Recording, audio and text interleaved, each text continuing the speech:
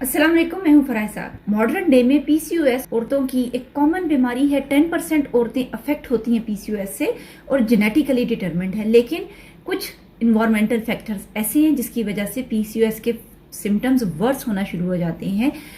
अमूमन जो stress related problems आती हैं वो दो तरह की हैं। नंबर 1 ये अपनी फिजिकल बॉडी इमेज के हवाले से, और सेकंड इज फर्टिलिटी। यूजुअली औरतें जब डायग्नोज होती हैं पीसीओएस से तो उस टाइम पे होती हैं कि जब वो अपने फर्टाइल ईयर से या शादी के बाद अपनी रिप्रोडक्टिव ईयर्स में से गुजर रही होती हैं, और टेस्ट कराने के नतीजे में उनको ये पता चलता है कि उनकी जो सिम्टम्स हैं वो पीसीओएस के हैं।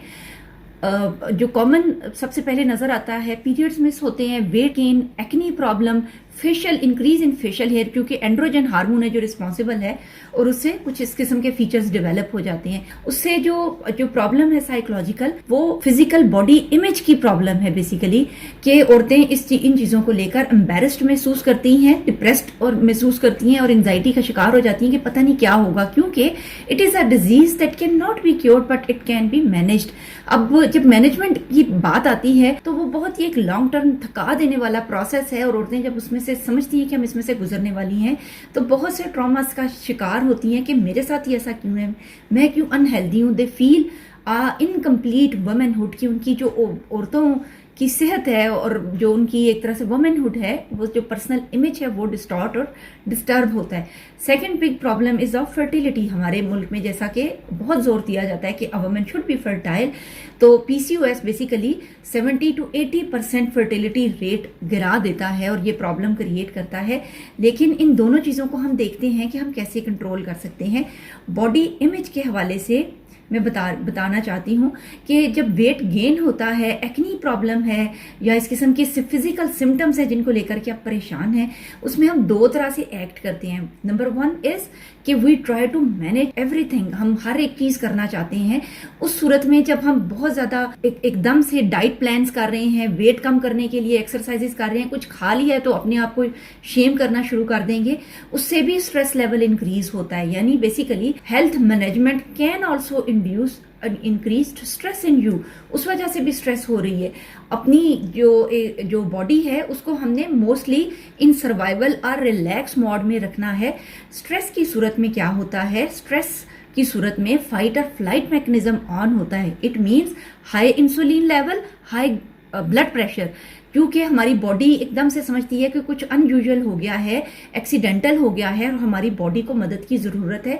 तो जो बॉडी के हार्मोन्स हैं और एंडोक्राइन ग्लैंड्स हैं वो ऐसी सिक्रीशन क्रिएट करेंगे, कॉर्टिसोल इंक्रीज हो जाएगा हमारी बॉडी के अंदर, और cortisol is again responsible for more development of insulin, जो कि दरअसल अगेन एग्रीवेट कर रहा है, इंक्रीज कर रहा है आपके पीसीओएस के सिम्टम्स को। यानी दरअसल जब हम स्ट्रेस का शिकार हो रहे हैं उसके नतीजे में हमारी बॉडी कॉर्टिसोल प्रोड्यूस कर रही है। कॉर्टिसोल प्रोड्यूस होने की सूरत में हमारी बॉडी और ज्यादा एक प्रॉब्लम क्रिएट कर रही है कि हमारा ब्लड प्रेशर भी और हमारा ग्लूकोज लेवल भी ज्यादा डिस्टर्ब होना शुरू हो रहा है। उस डिस्टर्बेंस के नतीजे में जो एंड्रोजेंस हैं which are responsible for PCOS, वो और ज्यादा डिस्टर्ब होना शुरू हो जाते हैं। इस तरह हम एक चेन साइकिल बना लेते हैं आपस में। जब हम अपनी स्ट्रेस को एक्चुअली नॉर्मलाइज करेंगे तो उसके नतीजे में हमारी बॉडी लेस कॉर्टिसोल प्रोड्यूस करेगी। लेस कॉर्टिसोल की सूरत में हमारी बॉडी लेस एंड्रोजेंस की तरफ जाएगी और आप